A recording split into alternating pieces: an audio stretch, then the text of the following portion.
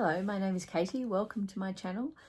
My channel's called Chords Records, and if you could subscribe, I'd really appreciate it. And if you like this video at the end, please give me a thumbs up. So today's video, I want to talk about 10 queer artists in celebration of Pride Month. I've picked out 10 queer artists from my record collection. However, queer may not be how they brand themselves, or that may not be the most interesting thing about them. It rarely is, but they do identify openly as queer, and often it leads to some fantastic storytelling and vulnerability that you don't get in kind of heteronormative type music. So I thought it'd be a really fun little list to do. I'm not ranking them. I will count down from 10 to 1, but they're certainly not in any particular order. It's just because I'm a list person. So 10 queer artists. I had so many queer artists, as it turned out, in my collection, and these 10 that I've picked are 10 of my favorite artists that I listen to repeatedly. I have several albums of theirs, mostly in my collection. And I'm starting with St. Vincent, or Annie Clark, who's been around for 15 or so years, an extraordinary guitarist from the US. In fact, Rolling Stone named her the 23rd top greatest guitarist of all time. And I'm featuring her latest album here, All Born Screaming. This album is produced by her on her own record label, features people like Dave Grohl, Kate Le Bon, a bunch of fantastic artists. She's a multi-instrumentalist, and also she's really a performative artist. She does not just music, she directs short films.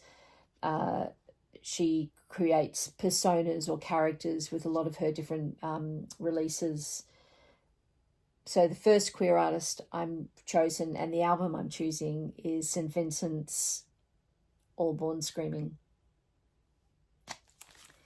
That's the 10th album. The 9th album queer artist I'm choosing, and this is an Australian one, the non-binary artist G-Flip. G-Flip first came onto the scene in Australia on an Australian radio station called Triple J, which is our public broadcaster, a bit NPR-ish, as best new talent or best unsigned artist or something like that. And they have really taken the Australian music scene by storm. Last year, every year on Triple J, they have a top 100 in January during our summer. And it was the first time an artist had so many songs on the top 100, and that was G-Flip. This is her album Drummer. This is her latest album. They have done a previous album to this, but this is the most successful. It's very queer forward. There's a song on here to her wife, or to their wife, called Be Your Man. G-Flip, obviously a drummer, but also multi-instrumentalist, plays all live music. All her recordings are all live instruments, sings, plays a really great guitar, songwrites, touring America. Actually just finished touring America at the moment. There's a few more gigs to go for Pride Month. But G-Flip, if you see them on tour, they're a fantastic live performer. Really worth going to check them out live. I first saw them at a festival in Australia called Laneway Festival in 2019, just as they were emerging. Okay, number 8 is I call them a genre of Americana, Katie Pruitt. This is Katie Pruitt's latest album, Mantras. The first album from Katie Pruitt, Expectations, was the one that got me in, and I found out about that through Bob Boylan from NPR, listening to a song called Gracie's Got a Gun. A phenomenal song. Katie is a storyteller, kind of a narrative storyteller, very Americana style music, lo-fi, although some of this album is a little bit rocky. Beautiful storyteller.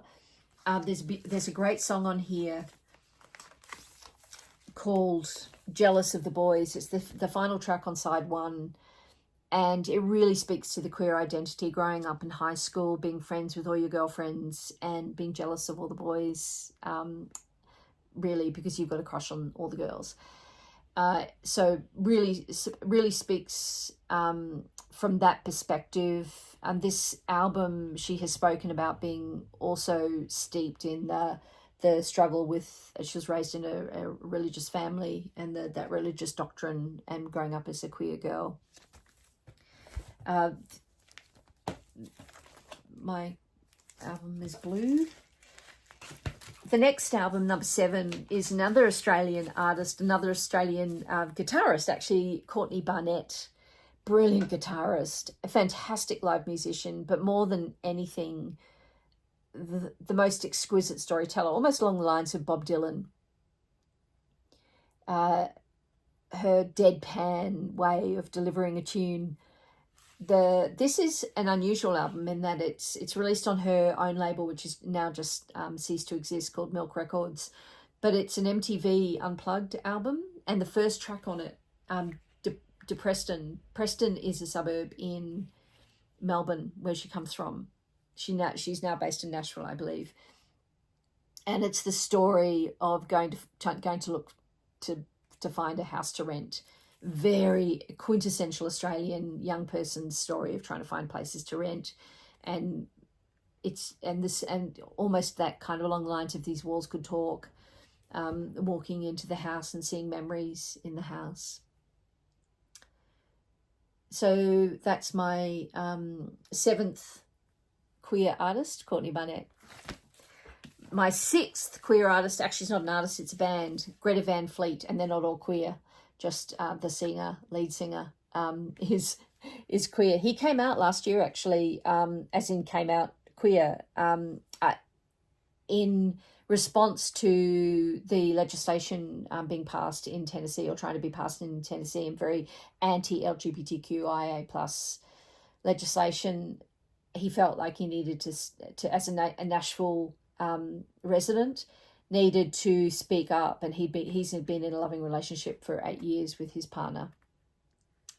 So Greta Van Fleet. Who is Greta Van Fleet? If you don't know them, check them out. They are prog rock, steeped in the traditions of bands like Led Zeppelin. They've been likened to Led Zeppelin, very David Bowie-esque. Their performances include fire and waving guitars around. They're all brilliant musicians. 3 of them are brothers, 2 twins, and a childhood friend who's a drummer. And I think Greta Van Fleet was named after an old lady that lived down the road that they still remember from their house. This album is actually, it's quite hard to get now. I don't know if you can get it so reasonably cheaply. It's before their major releases. This was an EP back in 2017. Their second EP that they released before they released their first album. We saw them live a year or so ago at Bourbon and Beyond Festival in Louisville, Kentucky. And to this day, one of the best gigs I've ever seen. Top five gigs. Okay, my next queer artist is a duo, not an individual. Tegan and Sarah, twin sisters from Canada, both queer, legends, been performing for 25 years. These women are brilliant Canadian songwriters, legends. Guitar heavy, guitar forward, almost punkish, storytelling type rocking music.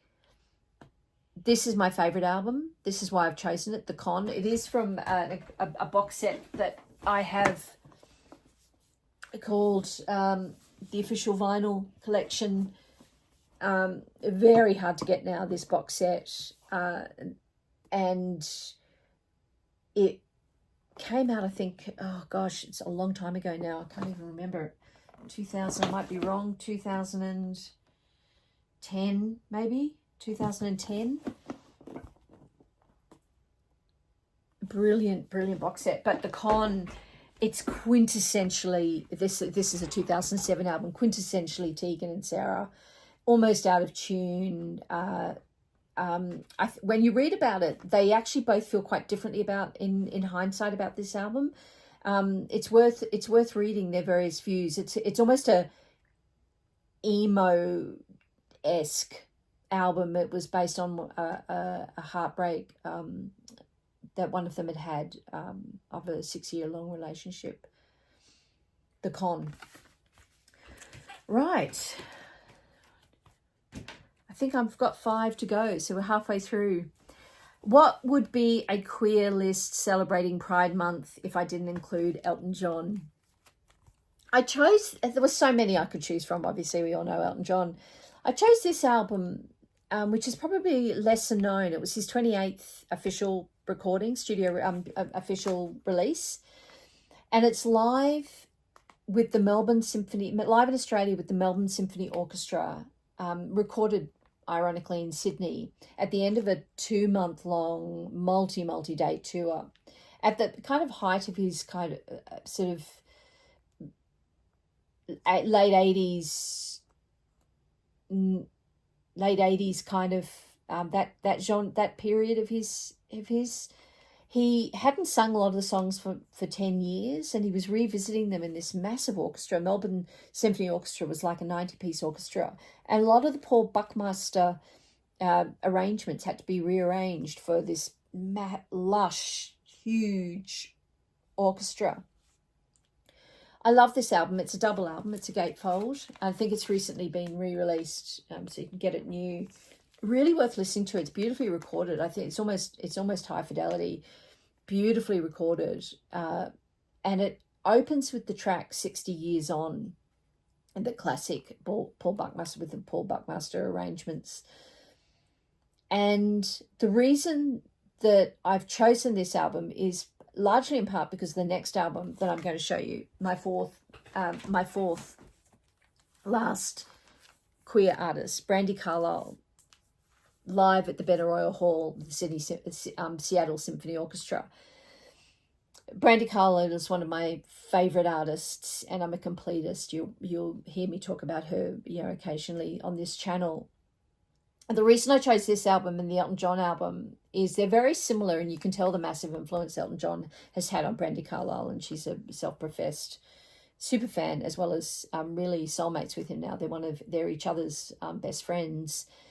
This album also opens with 60 Years On, using the same orchestration as the Melbourne Symphony Orchestra, with the Seattle Symphony Orchestra, and I've done a side-by-side with them in the past, and they're almost identical. It's a really beautiful rendition of that song.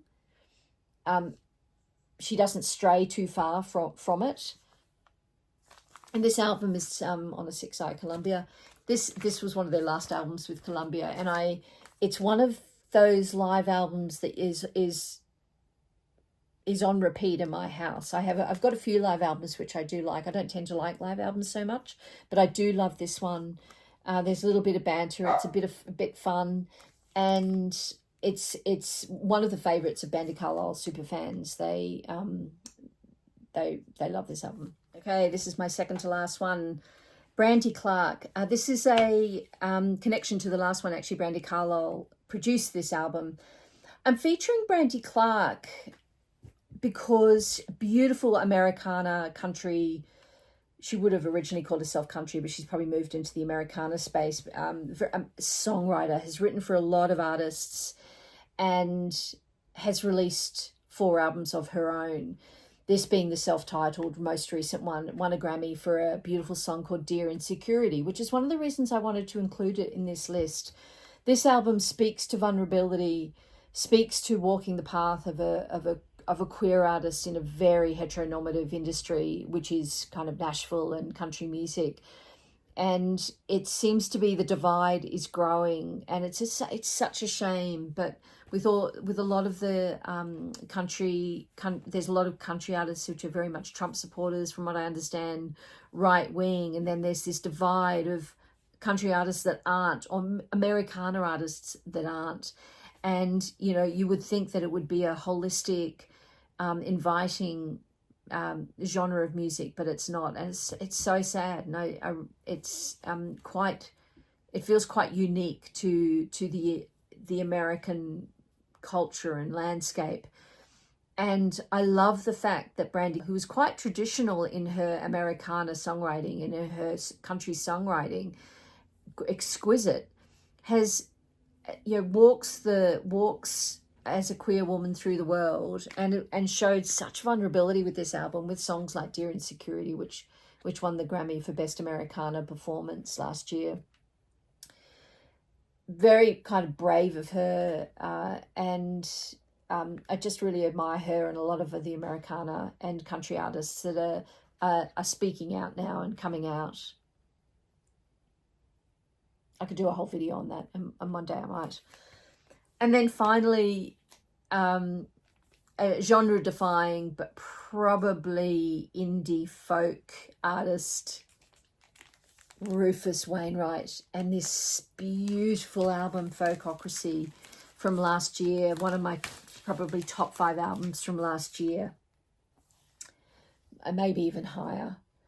This album is beautiful. It's Rufus doing covers with collaborators of folk music, traditional music, indigenous music. He's invited all sorts of people. Look at that beautiful cover. Look at all the, I'll see if I can shine it's all foil, it's all embossed foil. But the artists on here include people like Shaka Khan, Maddie Cunningham, John Legend, Sheryl Crow, Susanna Hoffs, David Byrne, Martha and Lucy Wainwright, who are obviously his sisters, Ahoni, Andrew Bird, Brandi Carlile features on a very haunting murder ballad. This album is just beautiful, and beautiful packaging. It's a gatefold with a sort of a booklet which has beautiful photographs in it, but also talks a little bit about the context and the folk songs and where they came from. Really beautiful album. It includes a couple of his originals too, from memory. I listened to this a lot when it first came out. I haven't put it on for a while, so I might this afternoon. So that's my top 10, not even top 10, just a good 10 queer artists from my collection celebrating Pride Month. I have such respect for artists that are acting and walking through the world with integrity. If you can't see it, you can't be it. And they're out, they're being themselves, and I just love the songwriting and the artistry that comes out of that. And I hope you enjoyed this video. If you did, can you please give me a thumbs up and subscribe to my channel? I drop a video every week, and I look forward to seeing you in the next video. Thanks.